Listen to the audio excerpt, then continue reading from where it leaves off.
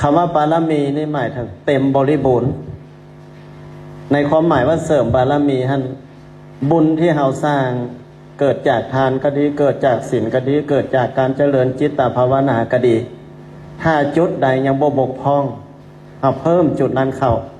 ให้มันเต็มให้บริบูรณ์จึงเอิ้นว่าเสริมบารมีคือพระพุทธเจ้าเสวยพระชาติหลายชาติเพิ่นสร้างบารมีสะสมบารมีจนบารมีนั้นเต็มจึงได้ตรัสรู้อนุตตรสัมมาสัมโพธิญาณเป็นพระพุทธเจ้าเป็นศาสดาเอกของโลกเป็นครูผู้สอนของคนและเทวดาทั้งหลายเนาะก็ย้อนอาศัยบารมีคำว่าบารมีตามหลักพุทธศาสนาหลักๆก็มีอยู่10อย่างเนาะ10อย่างที่พระพุทธเจ้าบำเพ็ญบารมีแต่ละบารมีน่าจะมีขั้นต้นระดับกลางและระดับสูงขั้นต้นสมมติว่าบารมีสมมติว่าทานะบารมีกับทานระดับลุ่มพื้นทานะอุปบารมีระดับกลางปรมัตถบารมีระดับสูงบารมี10อันที่1ทานะบารมีหรือว่าทานะปารมีหมายถึงพระพุทธเจ้าบำเพ็ญเรื่องการให้ทานเนาะหลายภพหลายชาติในการให้ทานหลายๆสิ่งหลายๆอย่างตัวอย่างคือชาติพระเวทนี่ในชาติที่เป็นพระเวทนี่ครับบอกเขาจะเห็นพระเวทสันดรนะให้ทานทรัพย์สินสมบัติให้ทานลูกให้ทานเมียนะท่านปรารถนาในการบำเพ็ญบารมีในข้อนี้เอิ้นว่าทานะบารมีพุทธเจ้าบำเพ็ญเรื่องการให้ทานว่าการให้ทานจากใจอันบริสุทธิ์มุ่งมั่นที่จะทานอันนั้นจึงจัดว่าเป็นบารมีนะเป็นบารมีข้อที่2ศีลบารมีพระพุทธเจ้าบำเพ็ญเรื่องการรักษาศีลข้อที่3เนกขัมมะบารมีหมายถึงบำเพ็ญการออกบวชเป็นยังจังออกบวชก็ย้อนว่าการปฏิบัติธรรมนั้นที่เป็นฆราวาสญาติโยมกับปฏิบัติได้ระดับหนึ่งถึงว่าจะปฏิบัติสำใด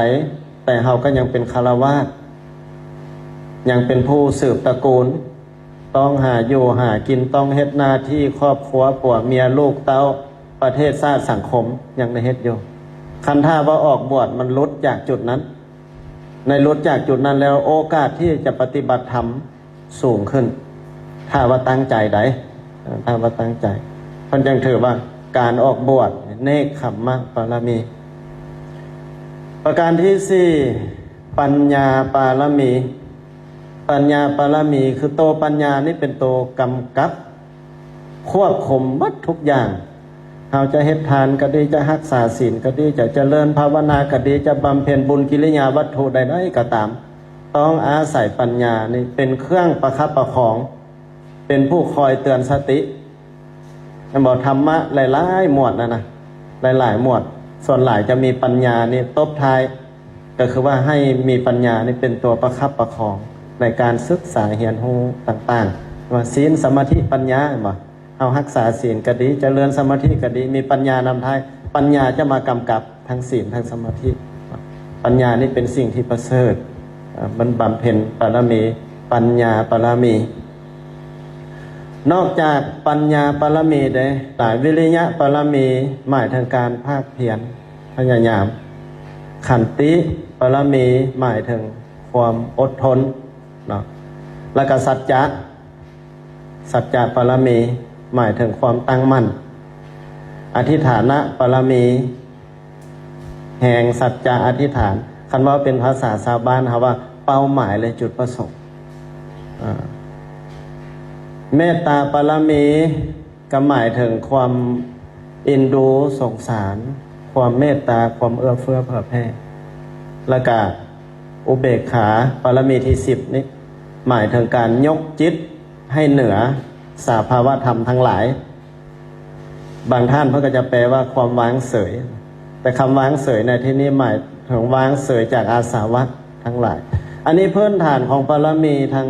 10ข้อที่พระพุทธเจ้าบำเพ็ญมาแล้วหลายภพหลายชาติพระพุทธเจ้าทุกพระองค์ก็ได้บำเพ็ญมาอย่างนับบ่ถ้ว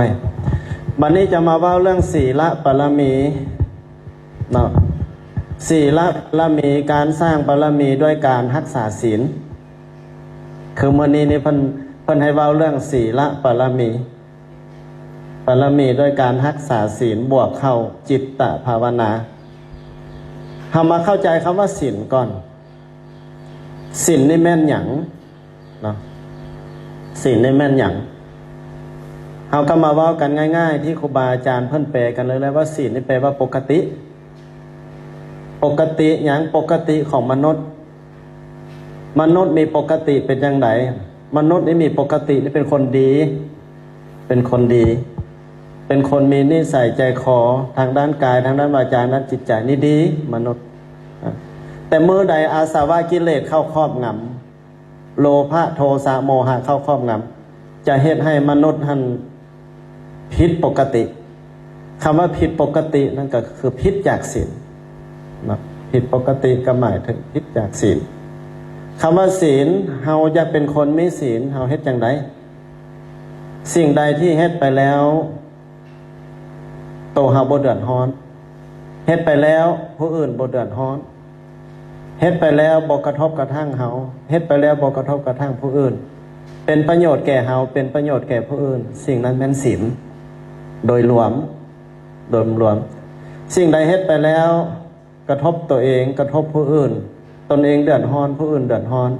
บ่เป็นประโยชน์แก่ตนเองบ่เป็นประโยชน์แก่ผู้อื่นสิ่งนั้นบ่แม่นศีลสิ่งนั้นบ่แม่นธรรมสิ่งนั้นบ่ควรเฮ็ดนะแล้ววันนี้ศีลนี่มีอยู่จากระดับเฮามาเว้าเรื่องศีลมีจากระดับอันที่หนึ่งสำหรับชาวบ้านคือญาติโยมผู้ครองเรือนทั่วไปศีลของฆราวาสพุทธเจ้าทรงอนุญาตให้รักษาแต่5ข้อรักษา5ข้อเอาเอิ้นว่าศีล5คันสามเณรเด้สามเณรไอ้จั่วนะเพิ่นอนุญาตให้รักษาศีล10บัดนี้พระสงฆ์มันมี227สิกขาบทครูบาผู้ชายคันครูบาผู้หญิงสมัยพุทธเจ้านี่311ไปครูบาผู้หญิงนี่ศีลหลายกว่าครูบาผู้ชายเนาะอันนั้นหมายถึงว่าจุลศีลมัชฌิมศีลมหาศีลแต่ละระดับต่างกันแต่จะถือศีลใดก็ตามหาปฏิบัติพระวินัยใดก็ตามต้องอาศัยศีล5ในเป็นพื้นฐาน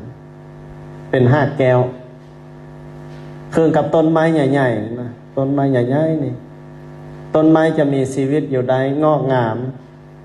มีใบมีดอกมีหมากดกหนามีห่มมีเงาย้อนมีหากแก้วถ้าหากเมื่อใดเราไปตัดหากแก้วของต้นไม้นั้น